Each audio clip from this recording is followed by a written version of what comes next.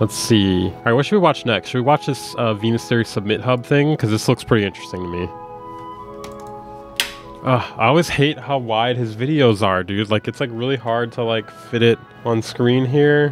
Hold on a second. Why? Why does he do this? Why is he making this weird aspect ratio? He's trying to make my life harder. Okay.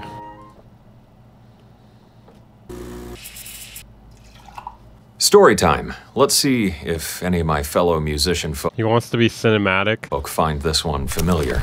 It's late 2011, and after a long session of teabagging your friends in a match of Modern Warfare and telling your cousin Roman that you can't go bowling, you hop on YouTube and find a 1-hour mix of something called Chill Step to vibe out to while you design your masterpiece.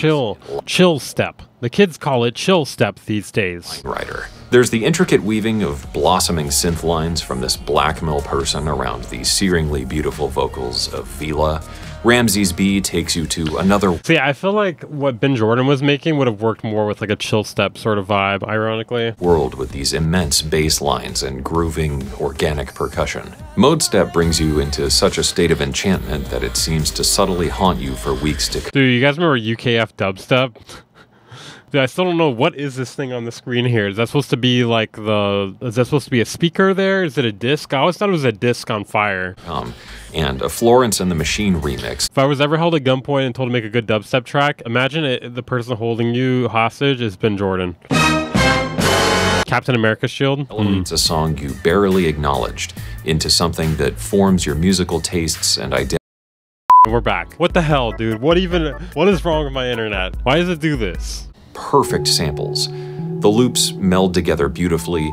You've artfully selected the presets to perfectly complement not just the mix. You shut your mouth, Euphonus. I'm gonna tie you up and make me a dubstep drop, and if not, I'm gonna shave your eyebrow. Fundamental emotion of this song. Your melodies are heart-wrenching. Your chords twist and Oh my god, get to the point. turn your ear. You've put every last bit of polish and refinement you conceivably can into your work, and you've transcended from something that was a track you made into a work of art. Now, it's your time to shine. You look to your Spotify What if the internet doesn't go on and just disconnects to fart? lists and your favorite YouTube mix channels to find out how to get featured for yourself. And something about Submit Hub seems to come up a lot. A short Google trip later, you create an account and you're met with some free credits. Right on. But if you really want to get heard, of course, you have to get some premium credits to skip the line. You pause for a moment. After all, $50 is a lot to ask from an independent artist just trying to get their name out there.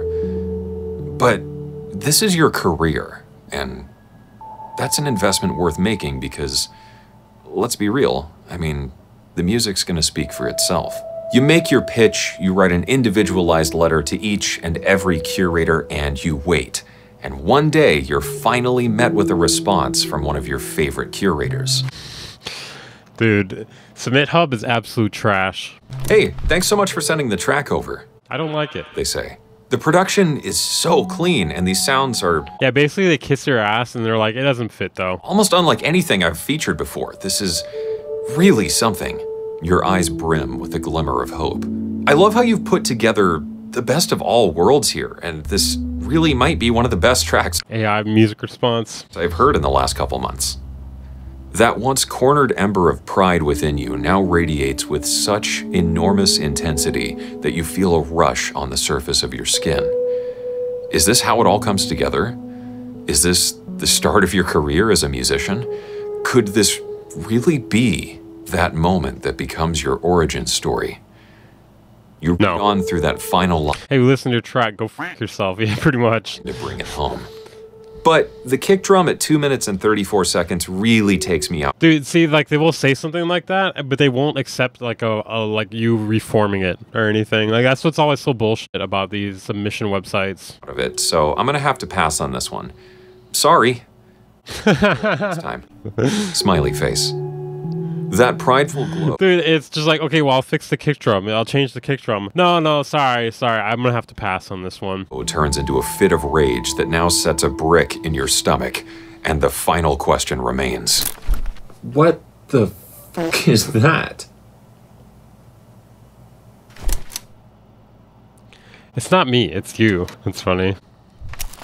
Today's video is brought to you by me. I make some pretty affordable instruments for Decent Sampler, which is free. I think they're pretty neat and you might like them too. I also have a patron program you can join to get access to exclusive courses, presets, samples, and other stuff. Go me. SubmitHub, more lovingly known as RejectHub, or maybe even as pay money to have someone take a fat dump all over your music for no reason in particular hub, is one spicy tato in the music sphere, and it's often credited for being a scam, a ripoff, some kind of payola scheme, or just another way to extract money from already struggling independent artists. Now, I know that this story at first might seem like something that's a little bit niche and something that doesn't really affect you, but I promise you that SubmitHub and platforms like it have such a profound effect on the music economy for both artists and audiences that this is pretty important, and I think it's interesting. But before we yeah, I don't even fuck with those kind of things anymore. I don't know. It's just not really worth the energy, I feel like. Really get into the meat of everything here, let's take a quick sidebar to examine the definition of the word scam, because it's one of the things that seems to be most often misleadingly associated. I don't know if I'd say it's a scam, but it's, I don't know. I feel like the difference is there's scams and then there's schemes. I would say SubmitHub is more of a scheme. A scheme is like you deliver the product, but it's like just a scheme to make money. It's not as valuable as they portray it to be, you know? I came here for the scams. With the idea of what SubmitHub is. A scam is defined as a fraudulent or deceptive act or operation to deceive and defraud presumably someone, or to obtain presumably some. Let's see, a fraudulent or deceptive act or operation. So I guess it could fall under a scam, to deceive and defraud. Things such as money in a dishonest and often illegal way. But that's not really what SubmitHub is doing, is it? So if SubmitHub is not a scam, what is it? And why does it feel like such bullshit? How does it affect artists? Why should audiences and consumers care? And how is a lot of this related to airplanes being shot down in the 1940s? What? Well, buckle in, because this is going to be a little bit of a deep dive, and it's a pretty bumpy ride. Wait, hold on, what? In 2005... Wait. Did you say it's related to planes being shot down? Anthony Volodkin, a sophomore computer science major at Hunter College, was growing frustrated with music magazines and the radio. He soon found, through the magic of the internet, blogs like Stereogum and probably a radio tie-in. Music for Robots, and he was fascinated to learn that people were so dedicated to the art of listening, appreciating, reviewing, and just generally curating music online. And shortly thereafter, oh my god, I remember Hype Machine. Hype Machine was born. Hype Machine has been an extremely important player in the backbone of the musical internet ever since, acting as sort of the go-to database of what the buzz is in music online. With hundreds of blogs feeding into its stream of stuff, Hype Machine curates the top players into a feed where listeners, reviewers, and artists alike can then discover new and popular music. I remember I once had a track on Hype Machine. Music from all players of the music industry. Is that still a thing? Do people still use Hype Machine? Wait, hold on. Hype Machine. Yeah, it's still up. I don't know. Do people even value this thing anymore, though? Does it have any... I don't know.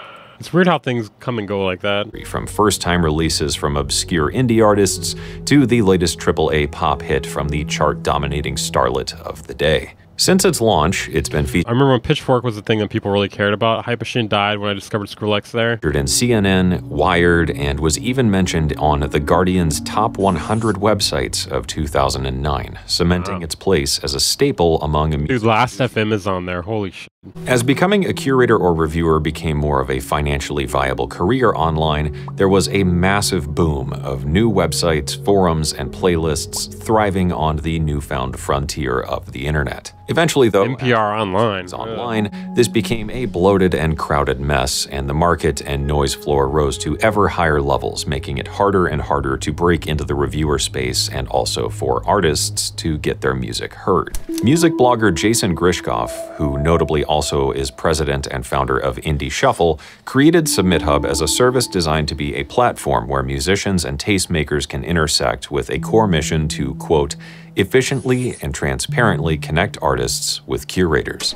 With an estimated 500,000 visitors every single month, I think it's fair to say that SubmitHub is one of the most popular and contentious pitching platforms in the Has anyone ever had something placed because of SubmitHub? I think I may have had one song before. broader music sphere. Out of like 500 submissions. As a private company with a small staff and a founder who staunchly defends its merits and is open to admitting its flaws on social media and internet forums, SubmitHub has arguably risen to the top of the collective consciousness of both musicians and curators alike, and is something that has a profound effect on the consumable Had a few placed, but on average below 5%. Yeah, it's never, I don't know. landscape of music for listeners, with its influence ranging from massive Spotify playlists to the A lot of times you can't even find the genres you're hoping to submit for on there either. most popular curation channels on YouTube, to top name blogs and reviewers, and even more recently, to social media influencers. With the current state of music, the insane affordability and accessibility of home recording technology, and the absolutely unbelievable bum rush to be the next artist to break, comes the problem of simply too much You can see the camera in his glasses there. Look at that. Boom. You're busted. Using a camera? What? garbage being out there. So, what is an aspiring I'm trying to figure out his lighting setup. curator What does his lighting setup look like? to do? In an Immersion breaking. Yeah, seriously. I interview with don't know if I can watch this anymore. Lander, Jason Grishkoff notes that after a few years of Lander. Everything about Lander. Their auto mastering is trash. Their knockoff arcade is fucking terrible. It has like none of the features the arcade has that makes it good. Nothing they make is very good. running Indie Shuffle, the submissions became incredibly overwhelming, to the point where he was receiving literally hundreds of emails per day. Because of this ridiculous influx of promotion requests, he set up a fake submissions address to weed out the general junk, and overall grew somewhat jaded with the fact that artists didn't really want to build a relationship.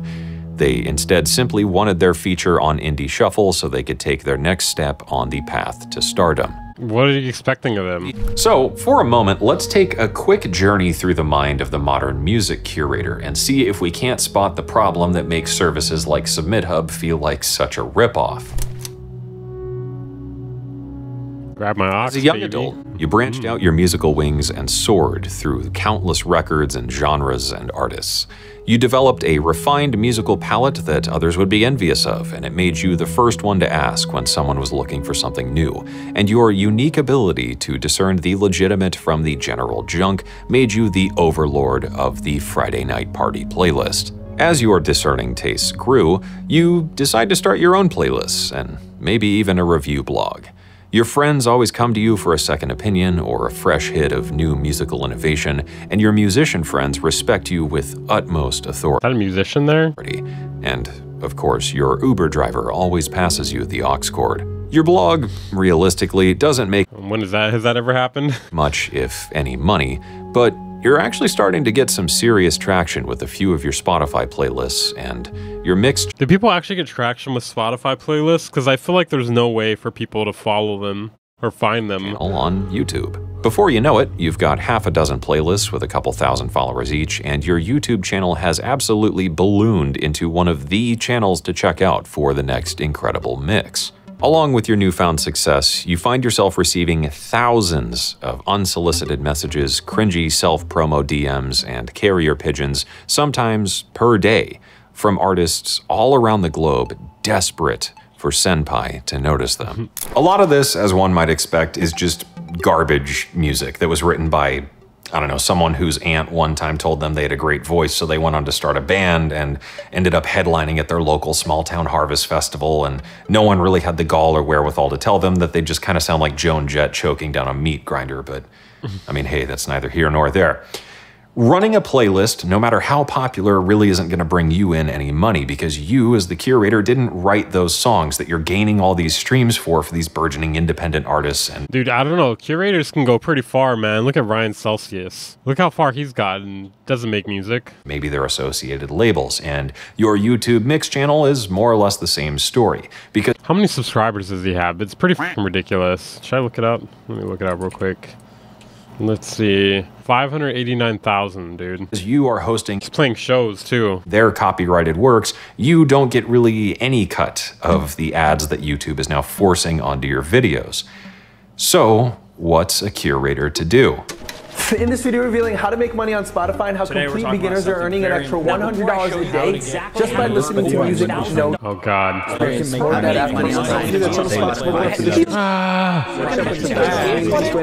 This ends up being kind of small potatoes as a side income and isn't something that can really sustain a career. But what if there was a service out there that could not only organize the I think I have a feeling I know what service it is. insane amount of submissions you're getting into your inbox, but also paid you for your time to listen to them? Now we're talking. Like becoming a music artist, getting your feet into the door as a curator really isn't easy. SubmitHub requires a minimum of 1,000 real followers. You'll also need to regularly listen to music submissions for a set amount of time per song, provide some level of feedback to the artist as to why it was or was not chosen to be featured in some cases, and manage your account to ensure that it's both active and of high quality to rise to the top of the feed for artists to submit to. If you think your inbox was busy before, just wait until you become a regularly recommended curator. Playlist Push, on the other hand, requires 400 real followers. But you need to Just like SubmitHub's cousin. generate at least 30 new listeners per month, and at least 1% of those followers must actively be listening to your playlists. You'll be sent songs daily, and you'll need to review them within 14 days in written English. Whether you accept or reject the song, you'll need to provide a short explanation, and if a song is accepted, you'll need to Points added for each song added to your playlist. That's actually useful. add it to your playlists in order to gain points. Of course, the more points you gain, the more money you'll earn. Daily Playlister, a maybe somewhat lesser-known alternative that has perhaps the most stringent conditions of all, requires 1,000 followers and at least 200 active listeners. You'll have a page where you'll need to report the data about the songs in your playlist, provide a rating for each song, create a written review in English or Spanish, and decide if you want to add the song to your playlists or not. Imagine they only write you back in Spanish even though you submitted in English. In the event that you do feature the song, the artist will in turn promote your playlist on their social media, and you'll get paid. Now, the pay here varies pretty significantly. Playlist Push offers certain qualified curators up to $15 per individual song review, but others, like SubmitHub, offer just 50 cents per song review What? as long as it's done within the required time limit. So, yeah. Yeesh. 50 cents, dude? Holy shit. No wonder they're not even trying. Let's I'd be like, meh, trash. now have a look at the ugly Good. numbers. This means if you realistically want to make a living at a pretty respectable average of $50,000 a year, at the lowest and most accessible end of this pay scale, we're talking about having to listen to somewhere around 100,000 songs every single year.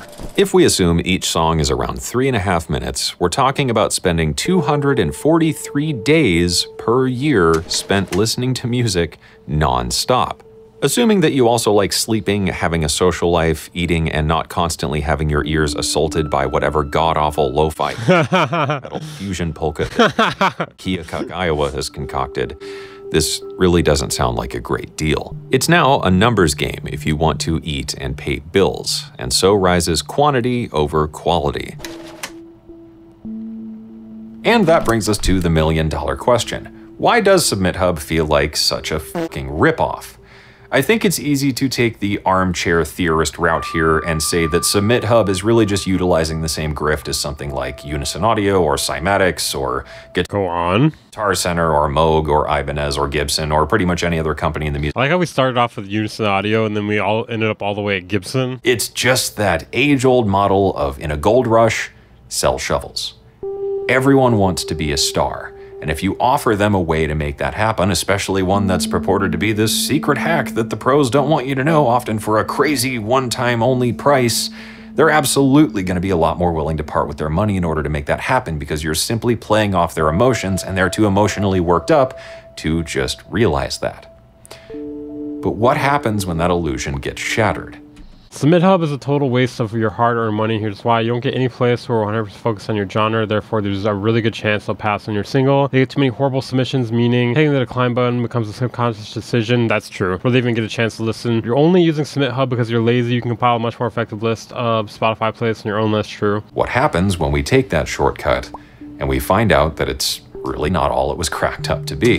This brings about our good old friend, negativity bias.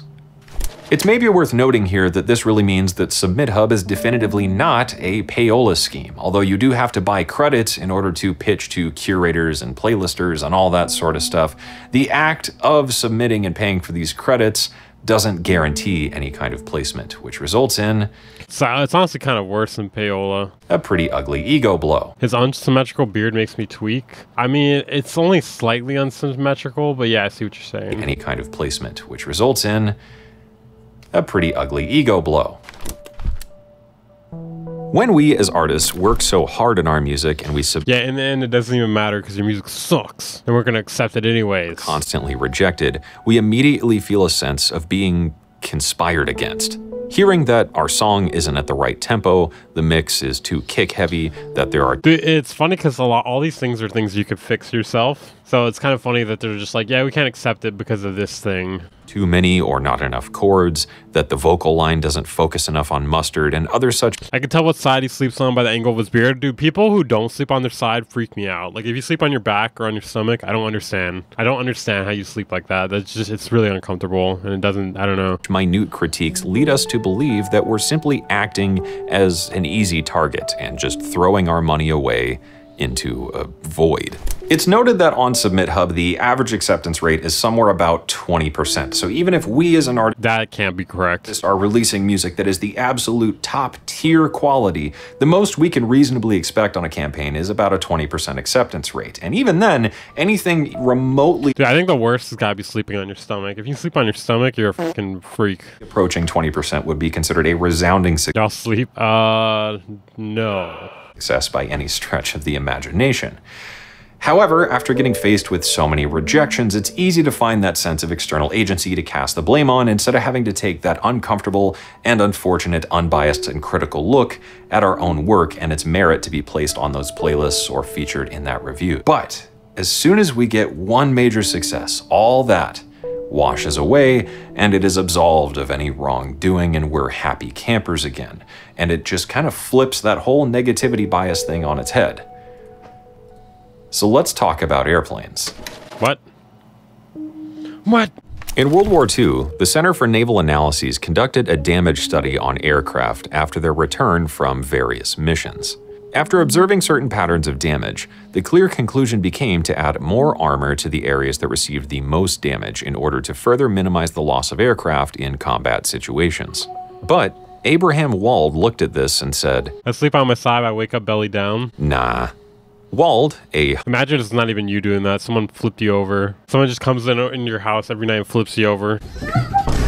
Was renowned for his ability to apply the principles of mathematics and statistics to wartime issues. Wald was able to see through this initial data set to understand that the entire study was contingent on observing the aircraft that had successfully returned from a mission, even though they had sustained damage. This was an incomplete picture, as there was no data available on the aircraft that did not return. Because the aircraft that had returned home had damage in certain areas, this meant that the damage in those areas was able to be considered survivable, and no extra reinforcement was truly necessary. This meant that the real problem was not the areas that had been hit, but the areas that had not been hit, since the aircraft that sustained damage in these critical areas would result in the failure of the aircraft. This phenomenon is known as survivorship bias, and it is a nasty little bastard, and I think that this is a large part of what makes services like SubmitHub feel like such a fucking ripoff to artists.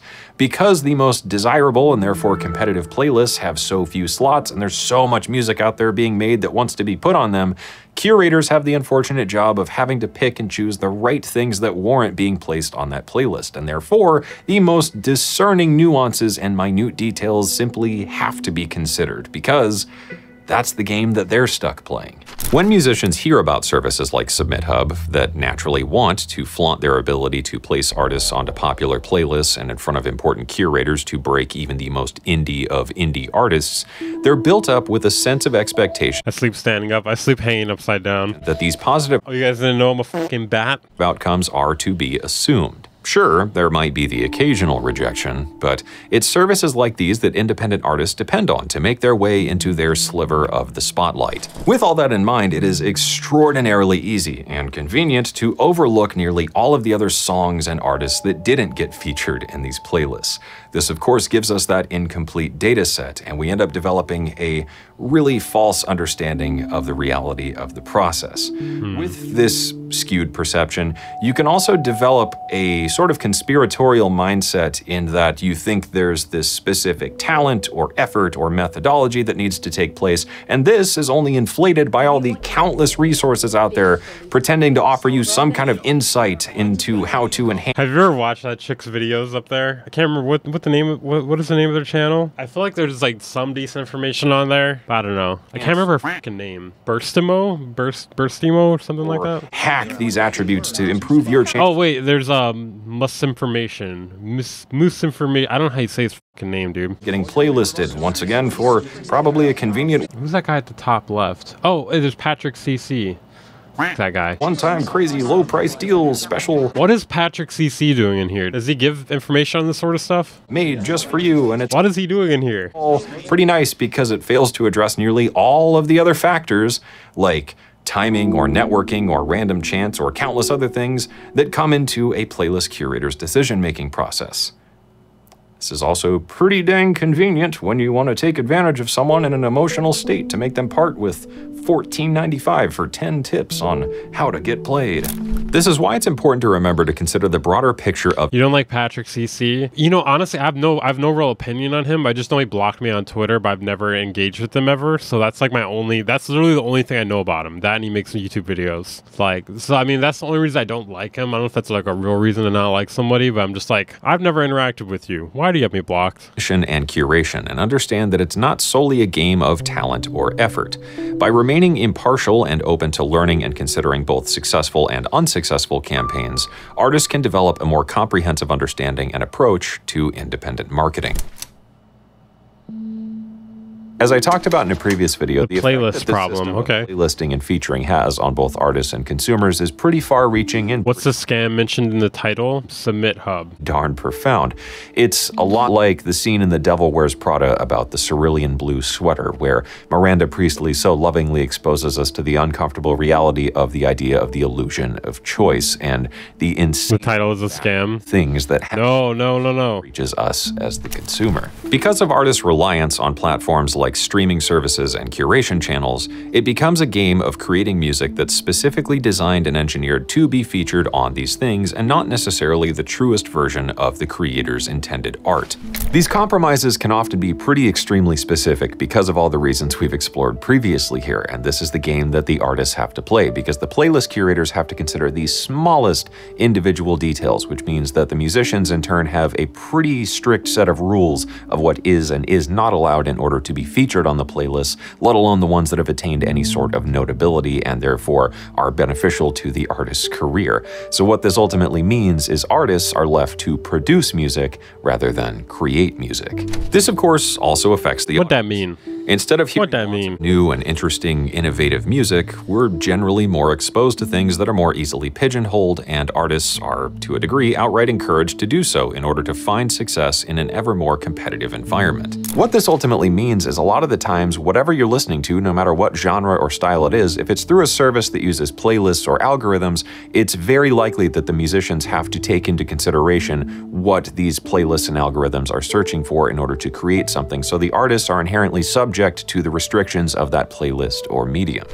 As much as it might be an artist's dream to create a new kind of grindcore, furry, polka K-pop fusion, if they really want to make any money in the streaming world and gain the recognition it takes to create a sustainable career as an artist, it's probably more pragmatic to create lo-fi— What do you say? Grindcore, polka pop— Wait, grindcore, furry, polka pop fusion?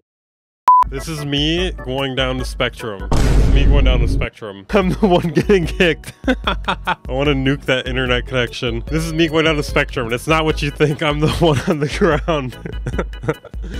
In your face as they climb above you into the limelight. It's not about music, it's about fucking plays. It's about followers. It's about what playlist you featured on and who reviewed your last single. If you're under 10,000 Spotify listeners a month, what kind of fucking clown are you calling yourself a goddamn musician, you fucking idiot? You're not valid until you've made it to the goddamn top. Anything. Hey, thank for the tier 1 subscription, Yilamada. I think that'll help. You know what? I think the tier 1 subscription, that might fix the internet. So everybody do it. Less is fooling yourself, and you need to shut the fuck up and admit it to yourself, you pathetic moron. Packing your Okay, God. delete your fucking Reddit. Oh, no. Quit promoting your shit on my feed and go get a real job and leave music to the Holy shit, dude, this is dark. professionals, you absolute fucking idiot.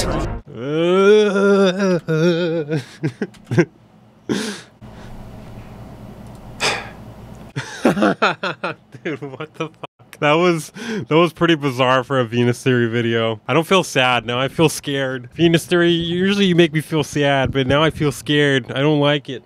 This paints the whole thing in a pretty unflattering light, and it is a sort of His hair should have been all disheveled afterwards. I feel like that would have been an even better idea for this shot right here. gross underbelly to have to take a look at. It's really uncomfortable to acknowledge that a lot of this stuff is just playing the game on all levels, really, and it's just one big glorified clusterfuck at best. Of course, this goes way beyond just music, though. Your favorite food truck has to have a certain Instagram-friendly aesthetic. Your favorite coffee shop needs to have the right vibe to film that TikTok morning routine clip in, and It's true, everyone's just doing what works. YouTube video essays need the right thumbnail and some kind of istification in the title so that some asshole with glasses can act like an expert on something he obviously only researched for 10 minutes because he's just a bitter cynic. 10 minutes, come on now. We know you researched longer than that. Are you telling us you only researched for 10 minutes? It's not all bad, and I do think there's a way out of it, and I think it's actually pretty easy. Build it, and they will come. If we as consumers want artists to create truer and more authentic versions of their art, we have all the tools to make that happen. We can create our own playlists that are super weird and niche and specific. We could start our own reviews and I'm gonna make my own Submit Hub. blogs with blackjack and hookers, and we can share our findings on the infinite world of social media. Because somewhere out there, no matter how specific our needs are to be catered to, there's probably an artist willing or desperate to do so. David Ogilvy once said, "Give me the freedom of a tight brief.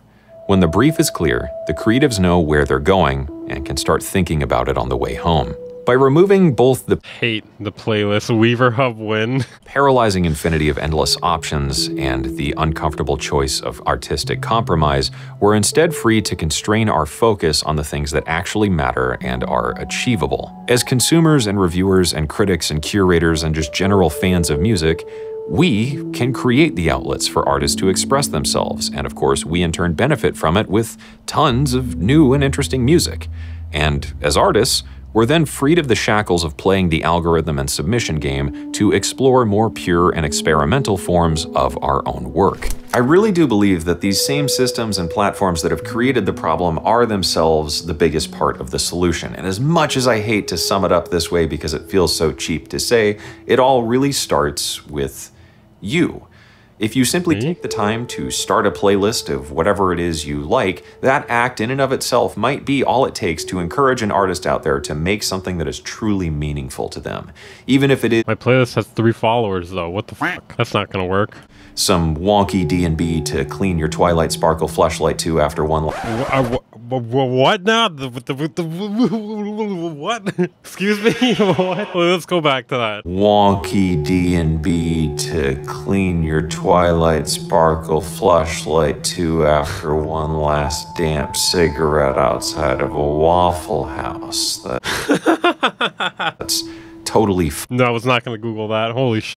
fine. No matter how niche Now that's a drop. Yeah, for real, dude. We got the pre-drop vocal. and weird and specific your tastes might be, someone out there is going to want a piece of that.